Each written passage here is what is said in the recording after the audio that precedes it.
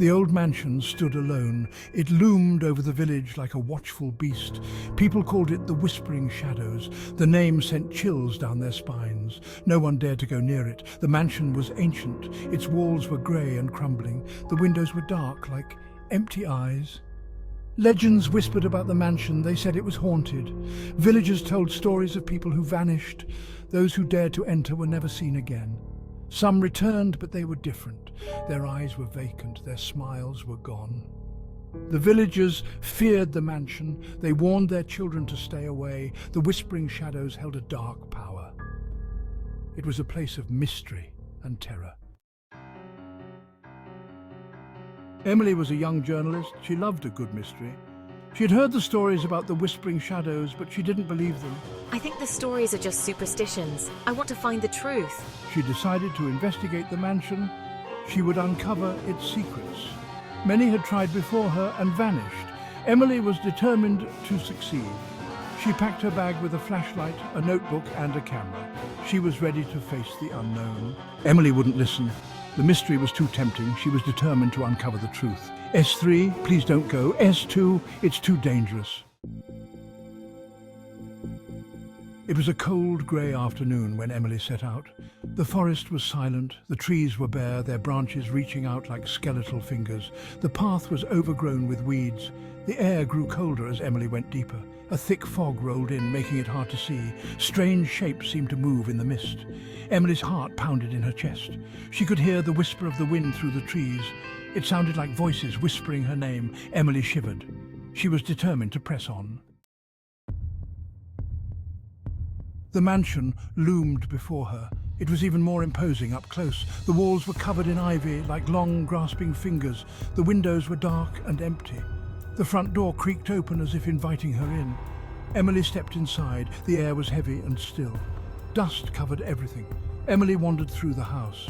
Each room was empty and silent. She could hear the sound of her own breathing. It echoed through the halls. The silence was unnerving. Emily felt a presence watching her. She turned quickly but saw nothing. Emily entered a large bedroom. A dusty four-poster bed dominated the room. On the nightstand, Emily found a diary. Its leather cover was cracked and faded. She opened the diary and began to read. The words were written in a spidery script. The writer spoke of shadows. He said they whispered to him. They stole his soul. The diary entries grew more frantic. The writer feared the shadows. He said they were coming for him. Emily shivered. Emily turned the page. The next entry was different. The handwriting was wild, frantic. The writer claimed to have discovered the shadows' secret. They were trapped within the mansion, bound to the grounds by an unknown force. They craved escape, yearned for freedom. But they needed a soul to trade. The writer believed he could use this knowledge. He could control the shadows, bend them to his will. Emily felt a chill. This was more than just a spooky story. The last entry was a desperate plea. The writer had been wrong. The shadows were too powerful. They were coming for him. Emily closed the diary with a snap. The air in the room felt heavy. Emily turned from the diary, her heart pounding. The shadows in the room seemed to be moving. They twisted and writhed, stretching towards her. Emily backed away, fear gripping her throat. A low growl echoed through the room. It did not sound human. Emily's breath caught in her chest. The shadows were alive. They swirled around her, blocking the door. Emily was trapped. She had to escape. Emily stumbled back, her eyes wide with terror. The shadows lunged.